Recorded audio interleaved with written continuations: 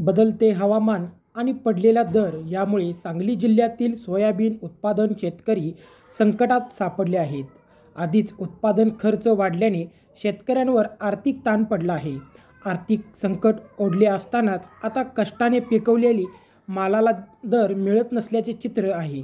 सध्या बाजारात सोयाबीनाचे दर घसरण झाले आहे। सोयाबीनाला 4,500 रुपये इतका दर मिळाला आहे।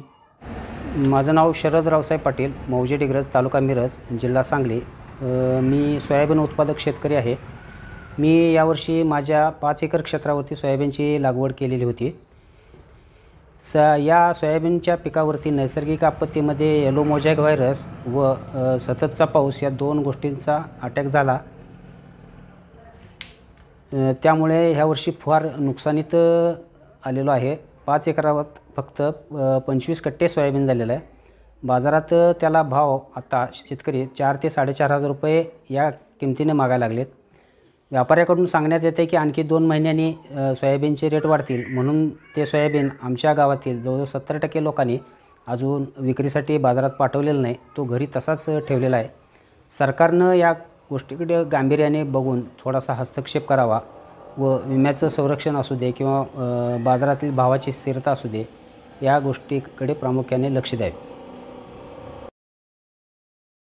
मी सांगली मार्केट यार्डमध्ये गेली जवळजवळ 35 वर्ष झाले सोयाबीनचा व्यवसाय करतो आणि गेल्या 2-3 वर्षापूर्वी जे सोयाबीनला 10,000 9,000 असे दर निघाले होते, तेव्हापासून शेतकऱ्यांनी सोयाबीनला जास्तीत जास्त दर मिळावा या अपेक्षा ठेवलेली आहे।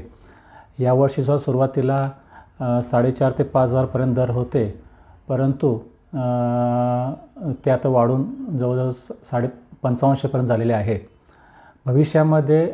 परंतु शेतकऱ्यांची अपेक्षा 6,500 7,000 अशी असल्याकारणाने शेतकऱ्यांची आवक तूर्त ऑल ओव्हर भारतामध्ये, संपूर्ण भारतामध्ये आवक एकदम प्रमाणात कमी झालेली आहे। त्यामुळे आतापर्यंत 5,500 दर झालेले आहेत। परंतु भविष्यामध्ये ह्यावर्षी सोयाबीनमध्ये आपल्याला जास्तीत जास्त 7,000 दर हे मार्च महिन्यापर्यंत येतील अशी आत्ताची जागतिक परिस्थितीवरून वाटतं। परंतु फार मोठी तेजी यावर्षी सोयाबीनमध्ये येणार नाही। मागे जेव्हा दर वाढले होते तेव्हा तेलाचे दर भरमसाठ होते। यावर्षी शासनाने महागाई वाढू नये म्हणून तेलाचे दर लिमिटेड ठेवलेले आहेत, मर्यादा ठेवलेल्या आहेत। इम्पोर्ट मोठ्या प्रमाणात झालेला आहे आणि पेंडीला म्हणावं तसं गिराईक नाही आहे। कोविड काळानंतर पेंडीची डिमांड एकदम कमी झालेली आहे। त्यामुळे ह्यावर्षी जास्तीत जास्त 7,000 दर येऊ शकतात, म्हणजे मंडीमध्ये 6,500। शेतकऱ्यांनी 6,500 पासून 6,500 पण समजा दर आले तर आपला माल विकण्यास हरकत नाही। याच्यापेक्षा जास्त दर या सीझनमध्ये येईल अशी तुर्तास परिस्थिती नाही आहे। एकूण भारतातला पीक गेल्या वर्षीचे एवढाच आहे, परंतु कॅरी फॉरवर्ड स्टॉक, मागचा स्टॉक हा जास्त असल्याकारणाने फार मोठी अपेक्षा यावर्षी 6,500 ते 7,000चे वरती दर जाईल असं वाटत नाही। जानेवारीपासून ते मार्चपर्यंत थोडे थोडे दर वाढायला चालू होतील।